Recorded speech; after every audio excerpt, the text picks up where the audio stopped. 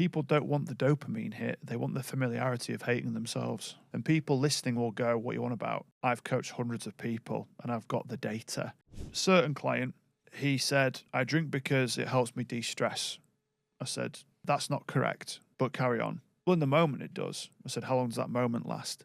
An hour or two? Right, then what? Well, then I have to drink more. I said, exactly, because the air quote de-stressor runs out. So you have to have another one. Then you have to have another one. Then you have to have another one. Now your brain's turned to fucking mush. Talk to me about the last time you drank relatively heavily. Yeah, I mean, I had a massive fallout with my missus. Okay, then what?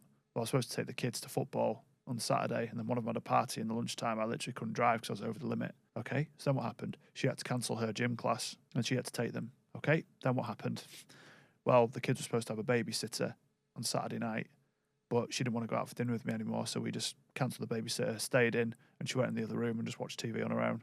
And what did you do? I said, you had more drinks, didn't you? I said, yeah. And what happened after that, sorry? Oh, well, she was obviously more annoyed. I slept in the spare room. What happened Sunday? We were supposed to go out for a long walk together, but we didn't. What happened instead? I had 6 cans, and I couldn't wake up the next day, so I'm hungover again. So she just went out with the kids and took the dog for a walk, and I'm just sat in on my own. So what happened then? Well, I ordered some food off Uber Eats because I couldn't really face cooking because I was too hungover. Then what happened? Well, I didn't go to the gym. Then what happened? I was watching Netflix all day. Ladies and gentlemen, that's the compound effect in full force.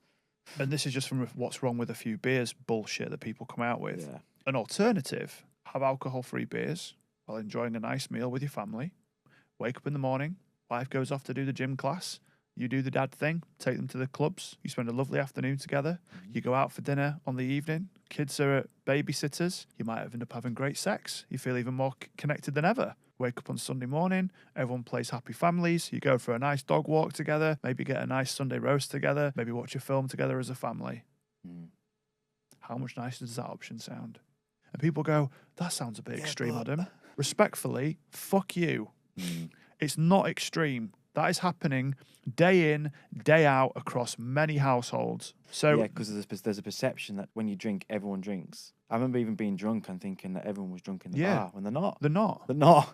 And you just think there's the odd one who's not drinking. They're not. Yeah. There's actually quite a lot And of they're the people who don't boring drink. one. Yeah, And they're the boring one. Yeah. And the thing is, mate, that what people often forget, or some people just might not even know, I saw this firsthand for 14 years in hospitality. I've not just gone from being a pisshead to some fucking holier-than-thou sober coach that has now seen the light. I've seen this destroy lives for the last 20 years.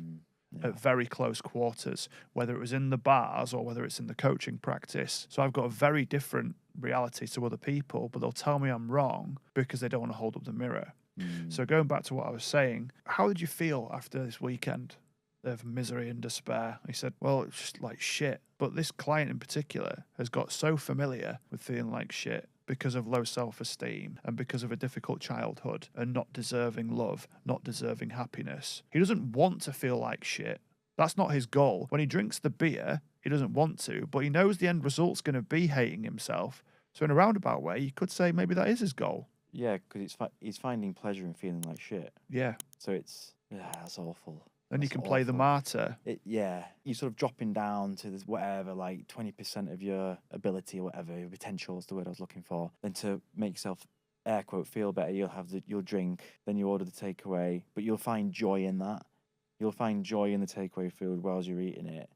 It's pleasurable. It's not serotonin. It's all dopamine. Yeah. It's the wrong chemical you're chasing. Correct. Then you put the Netflix on and the YouTube binge and everything else, and that's all dopamine. Then you feel like shit again. Then you do it all again. Yeah, so it's just like the serotonin. The other one that you gave in terms of brain chemicals is serotonin. Yeah.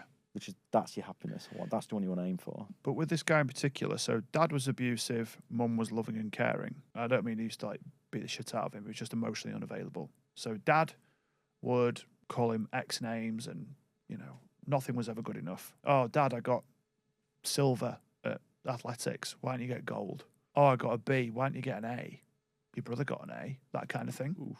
But then mum would mollycoddle him. So really, what he's chasing is the familiarity of being mollycoddled by mum because that's the only way that he got love was playing victimhood. So what's the likelihood of someone changing a behaviour Because when he did the positive, let's say he stopped drinking, and let's associate positivity to that for a second. His association to positivity is negative, and his association to negativity is positive. When I do things that are good, it's not good enough. When I do things that are bad, or it's not good enough, I go to mum, and then she kisses the boo-boo and tells me it's all right. So why would anybody change if that's your story, if that's your deep-rooted goal?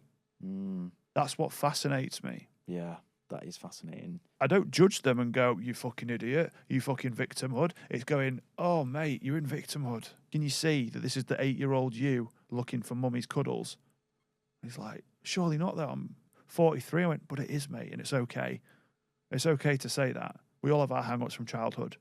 All of us, whether we like to admit it or not. And it does show up every single day.